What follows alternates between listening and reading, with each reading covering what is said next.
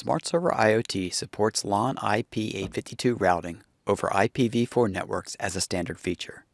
This video will take you through the steps to configure this feature. Starting with a new IZOT-CT project and working in engineered mode, we start by defining the first channel to be an IP-852 backbone by name and by defined characteristics. We organize the drawing in more of a riser diagram fashion here. Next, we add channels and a router per USB adapter that is connected to the SmartServer's 4-port USB hub. Finally, a router between the IP-852 channel and the internal IP-70 channel is added.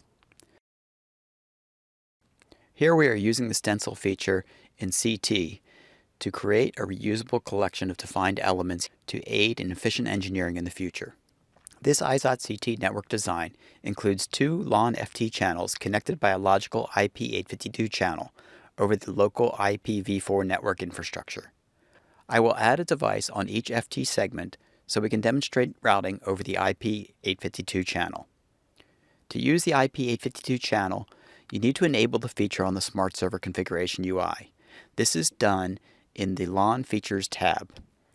Enable the IP-852 feature on ETH0 LAN interface. We do this for each SmartServer in our system. The LON Features tab also includes command buttons you press to generate Service Connect messages that are used to commission the router entities inside the SmartServer while in IZOT-CT. We next use the IP-852 Configuration Server application to define the devices that comprise our IP-852 channel. In this example, the config server and the VNI or virtual network interface exist on the same PC. Each of the two SmartServers needs to be added to the channel as well. Using the LONWorks Interfaces control panel applet, we define an IP-852 VNI interface that will be used by IZOT-CT. In this configuration, they're running on the same PC, but it could just as well run the IP config server on a separate PC. With all of the nodes in our IP-852 channel confirmed to be healthy by their green appearance, we can start commissioning the router elements in IZOT-CT. Prior to commissioning the devices we have defined in our CT drawing, we need to go to the SmartServer CMS for each SmartServer and switch to IMM or Independent Managed mode. In this mode, all of the LON configuration is managed by IZOT-CT and not the SmartServer itself. This is accomplished by using the Action menu in the Devices widget. At this point, our SmartServers are enabled to support IP-852. We have defined a logical IP-852 channel in the config server application, and we have defined a VNI interface in the LONWorks Interfaces control panel applet. Now let's return to IZOT-CT, and in the Add-ins tab, access the network properties and connect to the interface we've just defined as our VNI. Take note how this action changed the network interface to solid green. From this point, we need to commission the router entities working outward from the network interfaces node. Select in order and use the CT right-click menu to initiate commissioning.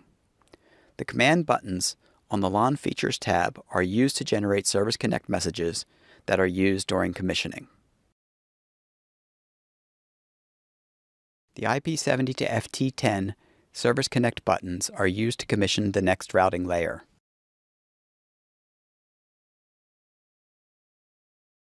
With the LON routing infrastructure in place, we can go ahead and commission our target devices that have peer-to-peer connections defined between the switch and lamp objects of the two devices.